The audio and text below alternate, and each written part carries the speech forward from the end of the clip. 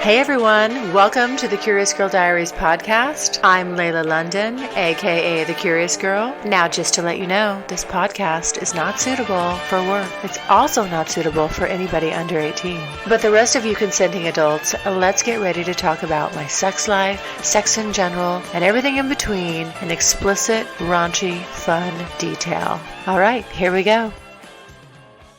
All right. So I know I'm doing a lot of podcasting right now, and maybe it's because I feel so guilty because I haven't done the writing, the blogging that I need to do. Oh, listen, I'm a terrible writer. Terrible. I know it. And sometimes I have grammar and punctuation stuff in there. I know. I do my best. I really do. But sometimes you just got to get it up there, and I miss a few things. I do proofread and all that, but not to mention, it takes me a long time. Like when I sit there and I write something and then I go back and I'll step away from it. I'm not a natural born writer, obviously, but it's hard to do. And, it doesn't come natural. I don't just sit down, it doesn't flow. So anyway, I am behind. Let me just tell you, I'm behind on, BE updates, I'm behind on Cowboy N updates, and I'm behind on, and that's my little dog whining. She's behind on getting let out, I guess, to go to the bathroom. So you're going to have to wait. You're just going to have to hold it.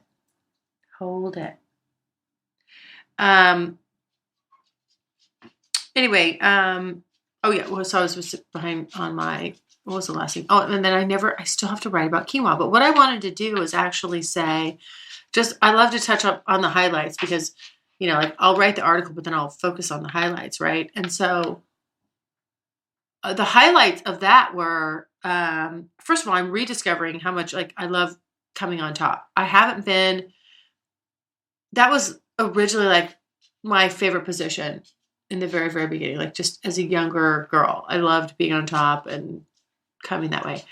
But for the longest time, it's been a different position. And now all of a sudden it's like, I've relit that fire and I'm like, oh yeah. You know what I like about that is that I can just get on top and I can control the direction of it. So I can make it really, really deep. And basically where I'm feels like my pelvic bone is pressed up against, the guy's pelvic bone. And his cock is in me as deep as it can go, but it's not hurting me because normally, I'm always oh God, please don't go all the way in because it hurts. It hurts. It hits too much. It hits my cervix and it's boom, boom, boom. Not comfortable. And anyway, so the top position, yes. And I did something else I haven't done in ages with quinoa. He titty fucked me because we did the central massage and I was all oiled up and it was, oh my God, that was amazing. Let me tell you. But when he was done with that, I was I said to him, let me get on top of you and I'm going to come in 2 seconds flat. And I did. It was literally, boom, 2 seconds flat. There was no waiting. There was no wait on aisle 5. It was getting right down to it. And it was all that touching and rubbing and just, women, we're like a slow cooker. I mean, sometimes it just really, it depends on, I think, where you're at. I hate to be graphic, but just where you're at in your cycle, where all your hormones are at. There's a lot of weird little things. How's the moon lining up? Is Mercury in retrograde? All this crazy shit, because we're a cornucopia of, oddball little things that have to line up to make things right, but, anyway, so I did the titty fucking and that was fun. And then also I fucking swallowed. I haven't given a blowjob where I finished him off and swallowed in so long. Usually the blowjob is, hold on a second. No, Izzy, no, down, go down, go on. Oh my goodness. Sorry about that. So, I haven't given usually the blowjob is we're doing this before we're actually having sex. So, obviously it's foreplay. And so I'm not, finishing somebody off. Anyway, and I'll say this. I hate to say, I'm going to just say it. Like normally I'm a little reluctant to swallow. I don't know, like seriously, it's been a long, long time. Years. I'm saying 5 years plus since I swallowed, and I swallowed his cum because, guys, sometimes it's funky. It tastes funky. I mean, I have a good method. I have a method where you cannot, like, you need to know when that's happening so that you can have his cock back farther in your mouth. If it's on the front of your tongue, that's where all the taste buds are. You're going to taste it. If you have this big old wad rolling around right there, no, it's hard. I mean, that's why, and I'm just telling you, when I get my girlfriends, I've got a bunch of girlfriends that I'm convincing to do a podcast with me. They will tell you it's funky. It doesn't always taste good. But the reason that I was like, okay, so I have this method. I always had this method where and I would tell my friends, like, you got to have it back. I mean, almost at the back of your throat. So it comes out and you swallow it as it comes out. That's no problem. But with quinoa, of course I did my method and that was fine, but he's also very mild tasting and I knew he would be. You know why I was like, I'm going to swallow this guy's cum is because he's a vegan. And, I've never expressed my food views on my blog, but I used to be a vegan, now I'm vegetarian, but the stuff that you are eating, it does make you taste differently. And that's probably what, guys are experiencing when they taste women, that are more taste salty or one way or, whatever, because it's obviously it's dietary, guys. I mean, some of it's hygiene, but the biggest part I believe is dietary. And so I was just like, oh yeah, I know that, you're not going to taste funky when you're eating a bunch of plant-based stuff, when you're eating vegetables and your protein's coming from a plant-based source. It's just not going to happen. And I was right. So anyway, that was a fun little experience, but I'll put the whole thing up. I swear to God, I'm like halfway through typing it out. I'll get it out there. The next thing is, now I went back and thought about this. I put the podcast up about like, can I be submissive or not? And I was like, this whole like just freaking gyration I'm going through with Cowboy Ed and that whole submissive thing, and I'm just like fighting against it. But here's the interesting thing. I went on a motorcycle ride with him where this is where I got on the back of a motorcycle and he was obviously driving and I'm on the back and I'm just the passenger. Well, I thought about it and I was just like, Jesus Jones, probably submission I could ever do. You don't understand like how freaked out I am to get on the back of a motorcycle. And I did it. And I did it because there is a big part of me that was like, as freaked out as I am, I'm like, I felt like I could trust him. Now that I've ridden with him, I may change my mind about that. Not that he's a bad driver, but man, it feels to me, he may beg to differ. I'm not going to give him the chance to rebut this, but he may beg to differ. I feel like he tailgates like a motherfucker. And I felt like some of these people, we could have jumped in their backseat. And my biggest fear is like, you're not far enough away from them. I don't tailgate when I drive, right? Because I'm just like, I need, you want that proper stopping distance. Again, it may be different for a motorcycle. You could weave, bob, zigzag, whatever. But that would be my only thing. However, that being said, I got on the back of this thing and we drove around all over the place, for the better part of a day. And no, I don't think I was relaxed the whole time. I was not relaxed the whole time. I was on the back there. I said the full rosary. I was calling on Jesus. I was calling on God. I was calling on Mary and some saints too. Making deals, striking bargains. Like, just get me off this thing safe. And I swear, I'll do this, X, Y, and Z. So I now have a big list of things that I'm supposed to be doing this week, for that fair trade. But again, I know that's all kind of funny, but the interesting point that really kind of struck me after the fact, that when I thought about it was, well, isn't that interesting? I mean, I would basically get on the back of the motorcycle and like almost trust him with my life. God, I mean, I can't believe I said that. And then, but I can't go the other way in the bedroom. So it's weird. Clearly, I must be a pretty fucked up individual. I don't know. I've got problems. I think I need to find a good therapist. Maybe somebody knows one. They can send me a name. No, I'm just kidding. But kidding but not kidding. I mean, like, that's whatever that's saying. I don't know. It's saying it. And I don't. I don't know about. Would I get on the back of another motorcycle again? Maybe, like I said, but maybe I'd want to. That might be the time where I actually did steal one of my mom's like anti-anxiety pills. Have popped a happy pill so I could just be relaxed, because I know I was not relaxed the whole ride. It was a beautiful ride. I mean, I didn't miss the scenery. I didn't miss the fun stuff, but I was anxious the whole time, and I really did. What I liked when we were cruising around in the city. Oh, that was fabulous. I was fine with that. But, aside from that, it was, it was a little nerve-wracking for me. So anyway, so the next interesting thing is, okay. Again, this is, so another story I have to write and put up there. On my list, which I said was on my list and now off my list, was to give a prostate orgasm. I've always been super fascinated about this because it's like the male G-spot. I'm like, I know that these are mind-blowing orgasms, and I always wanted to learn how to do it. Well, BE and I had discussed that we were going to do that. So we went out. We went out and went to a concert, and oh my God, it was great. I'll blog about the whole thing, but that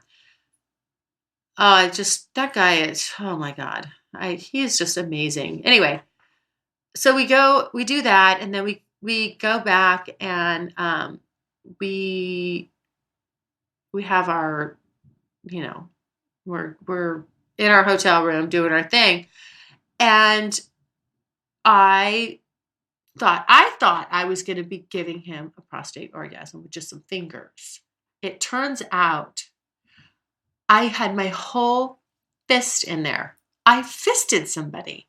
This no shit. I mean, I still can't believe it.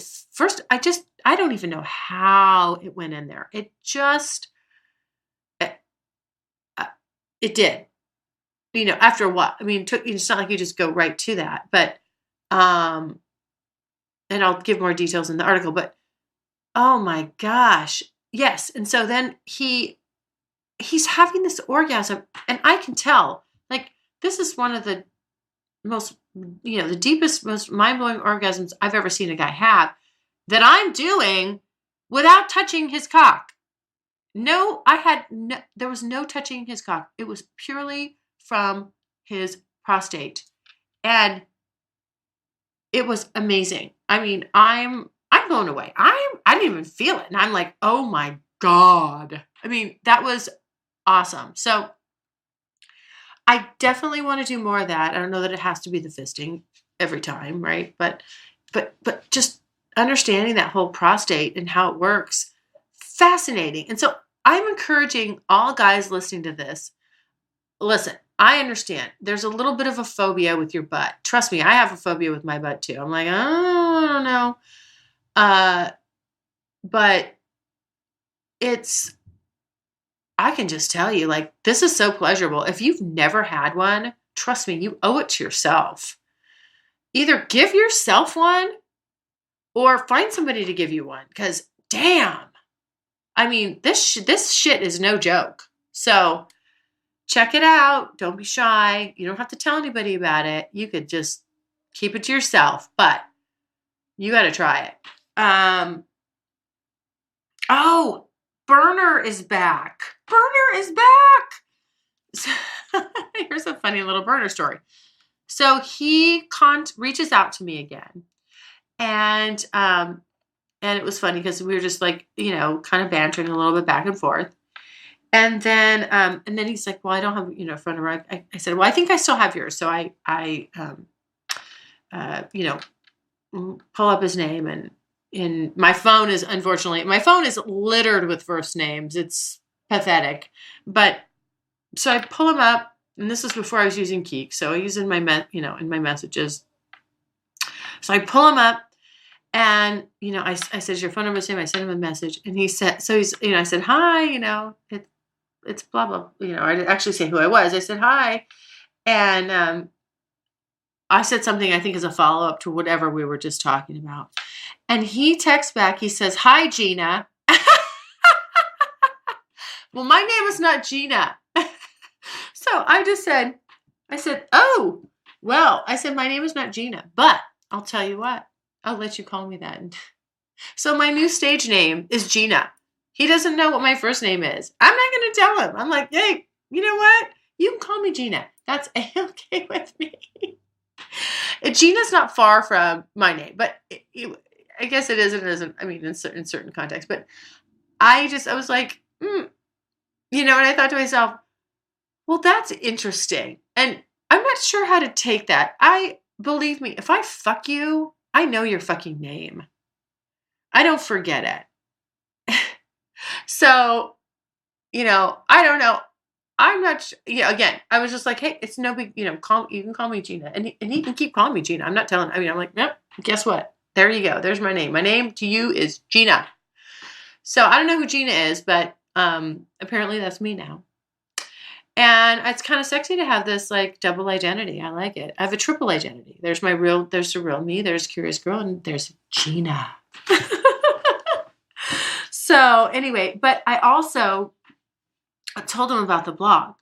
So in the very beginning, I think from like Clark down, I told none of those guys that I was blogging. And after that, well, then I told at one point, because the dynamic is different with Clark, I told him that I was blogging what I was up to.